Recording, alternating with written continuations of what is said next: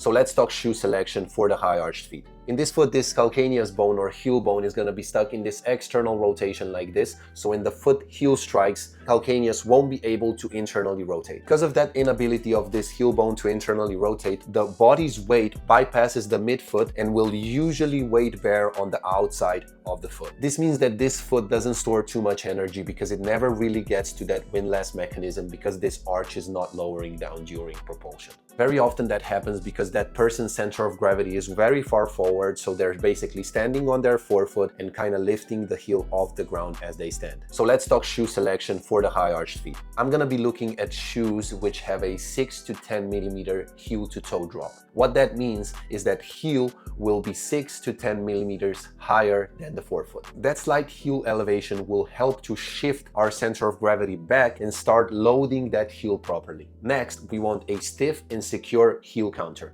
What heel counter is that cup that goes around your heel at the back of the shoe here. So the easiest way to test that is to grab the heel counter and try to compress it down, and you shouldn't be able to compress this heel counter down into the shoe. This gives our body a secure point and a good reference because the heel is secured, so when we heel strike, we have a better opportunity to start internally rotating at the heel. To give you an idea of a heel counter that's too soft, you'll be able to compress it down into the shoe, and that's not gonna be a great reference point for your heel. We also want a shoe that is relatively neutral. So we don't want the shoe that's tipping out or in, but we want a pretty neutral shoe. Ideally, for the high arch feet, you want this heel to be as squared off as possible. Also, something like this will work. Also, when we look at the shoe from the bottom, we want this heel that it's almost as wide as the forefoot, so we don't want to go with this really narrow heels here. You can see the shape of this one. It has a pretty wide heel. Again,